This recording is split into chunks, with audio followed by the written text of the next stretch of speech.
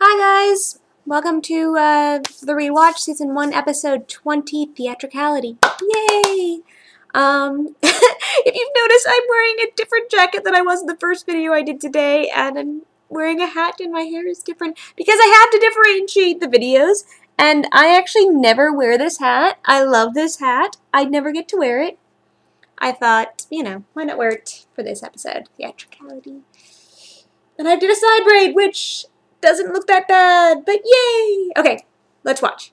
Jean jackets? You try to cancel it again. You think you're helping these kids when all you're doing is setting them up to be jaded and bitter. Finn's mom's dating Kurt's dad, which was totally part of Kurt's plan to get closer to Finn, who he's always sort of had a crush on. When will you learn that nothing is impossible when it comes to love? Artie told Tina what his greatest dream was, then realized that not every dream was achievable. Is that even a word? Achievable? Achievitate?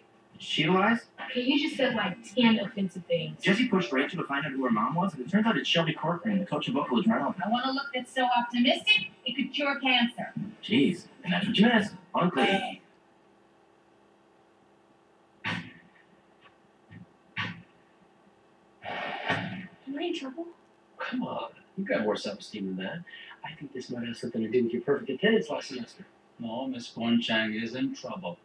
It has come to my attention that the look you sport is what is known as GAF. American teens are coming down with a serious case of twilight fever. I'm guessing he's also her teacher advisor. Otherwise, why would he be called in with her? Transformed from normal children into vampires, obsessed with the occult. And only yesterday, this dark specter reared its head at McKinley High. Hi, Lauren. This is totally gonna get Robert Pattinson's attention. Oh, yeah.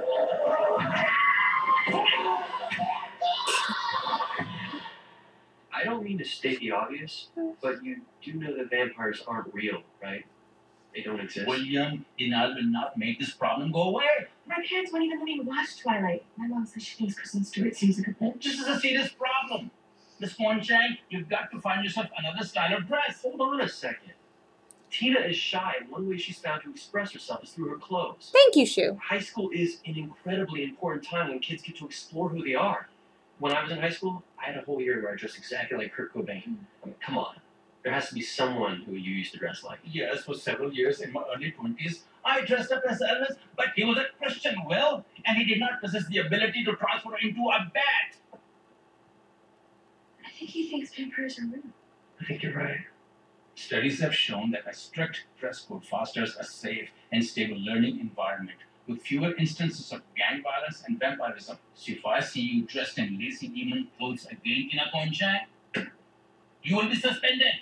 Where are the parents? Once again, I know this is Glee, but still. Dad? More? Is there a car down here for me? I mean, we're indoors. And you're at Bird's house. Don't you know Kurt's room is downstairs? Or did you not know you were at Bird's house? Okay. Here's where Carol does something that she shouldn't have done without discussing. Open your eyes. Sparkling cider? Welcome home. Who went somewhere? Bert asked us to move in with them. And this is how you're telling me? Both Bert and Carol have moments where they're not good at communicating with their kids. Bert used my idea. You're gonna say something, say it loud, right? Yeah. It's going to take some getting used to, but trust me, you're going to love it. Okay, now you don't have to drag your tail over here every time you want to watch something on the old 55-incher. We got a lot of food, some ethnic food. It's some ethnicity that's not ours. You know, Chrissy. He lets... See, this is why Bert's a great father. He doesn't understand everything that Kurt does, but he lets him plan these ridiculous little things, because he knows Kurt likes it. Hey, this house is twice as big as ours. It has 2 bathrooms. I don't want an extra bathroom or a tuna crude. I just want my house back. It's proprietary with him. What's his is his, and if he loses his stuff, it's, which is a fear of change, which I can understand to an extent, but Finn, darling. I know what this resistance is about. Our room. And I couldn't agree more. The palette here is totally unflattering to your skin. Kurt, See, this is how I'm getting. I'm going to state this before the episode, and I might change my mind by the end of the episode. I think Kurt's mostly over his crush at this point. I think he still has slight bits of it, but it's not to anywhere near the extent that he used to. I think right now he's genuinely happy for Carol and Bert, and he's happy Finn moves in as a brother. I don't think he really likes Finn. Not everyone can pull off Dork, right? We need to redecorate. Wait. And he's like, redecoration! I think really that's where his mind is. I like Finn, but I don't really have a crush on him anymore. My dad's happy, Carol's happy, and I get to redecorate! I think that's where Kurt's mind is. We're sharing a room? I'm not cool with that. Maybe I know it's weird, okay, but can't be much of a surprise. Bert's kind of glaring at him. In time, you're gonna be as happy as I am. Yeah, look, I'll knock on a wall upstairs. I'll put an addition on, okay? But until then, maybe this will grease the wheels a bit, huh? Hey. If you have to bribe someone to move in with your son, Bert, there's a problem. Look, it's $300. Have at it. You redecorate. No, we're... No, Bert, you offered money for redecorating. That goes to Kurt. Finn has no interest. I'm sorry, this is where you got into a mistake. You moved in too quickly. You should have knocked down that wall and moved in later. I am putting this on the parents. I'm sorry, Bert. I'm sorry, Carol. I love both of you. I think you should have... You know that your boys need space. I mean, Kurt's willing to share, but he and Finn are not good roommates when you combine their personalities. Great roomie, Mr. IKEA catalog and I will have this all figured out. I'm going to put together a palette that expresses who you are and who I want you to be.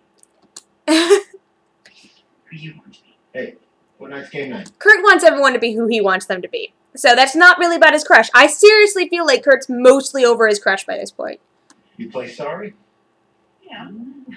I will beat you. It's so weird. That was so awkward. Sorry. You will now. I'll beat you. Okay. This so isn't you. I feel like an Asian branch to the Indian. Tina, are there any looks you can try? Biker chick. Cowgirl? Hood red. Computer programmer. Cross-country skier. Catholic schoolgirl? Happy meal one. I love that she's like, Catholic schoolgirl. Or a chicken. Look, I appreciate. Look in the background. Kurt has not suggested anything because once again, Kurt fashion, Tina fashion, they understand each other. It, guys. It just isn't me. I know who I am, and I'm not allowed to show it. It's like communism. Guys, we have a serious problem. You know, I've been doing some deep background on vocal adrenaline. Isn't that against the rules? No, not at all. Or probably. Whatever. Anyway, what I figured out, I rooted through the dumpsters behind the Carmel Auditorium, and I found 18 empty boxes of Christmas lights. Oh, no. Which led me to Joel Fabrics. I asked them about red chantilly lace. They were sold out. Oh, sweet Jesus. Oh, my. What? Doing Gaga. Let's say it's over. Exactly. We should have guessed it. They're going for full-out theatricality. They know it's the easiest way to beat us. Damn them. What's up with this Gaga dude? He just like dresses weird, right? Bowie? Lady Gaga is a woman. She's only the biggest pop act to come along in decades. She's boundary pushing, most theatrical performer of our generation. And she changes her look faster than Brit changes sexual partners. That's true. Isn't he? He's the one who calls her Brit. Does anyone else call her Brit? Anyone? Does anyone else call Brittany Brit? Before Kurt. Or after Kurt. In general. I know Santana does. But other than Kurt, who calls her that? And Santana. Since that Brooklyn Jr. pay homage, it's a brilliant move. She's a perfect fit for them. But hold on a second. We might be able to kill two birds with one stone here. We can help Tina find a new look and find a competitive number for regionals. This week, your assignment? Gaga. Depends. It depends. Ideas just come to me. Bring to me. Claw. 5, 6, 7, 8. 1, 2, 3. You think they can see us? Just so we can have to go to jail. Stealing their ideas is not a crime. So it's Mercedes, Quinn, and Rachel. You're just making noise. 5, 6, 7, 8, and 1, 2, 3, 4, 5, 6, and 7. They look amazing. Okay. Just enough. Okay, we're about to get to a big reveal here, so let's stop here. What do you think about the whole Figgins vampire Tina outfit thing? And also, once again, the parents are at fault for quickly moving in Finn and Kurt. Your children's personalities do not mesh that well. You should have said, hey, Carol, would you like to move in? well, not immediately, but in a couple months, we'll knock down a wall and get Finn his own room. Or we'll buy a house together. That makes more sense. I know you two are in love, but you need to learn how to talk to your children. You get much better at it as the show goes on. Alright, here's the end of part 1 of season 1, episode 20, Theatricality. Mr. Schuster encourages the Glee Club kids to express themselves using the music of Lady Gaga. Meanwhile, Tina embraces her inner goth. Toodles, next time.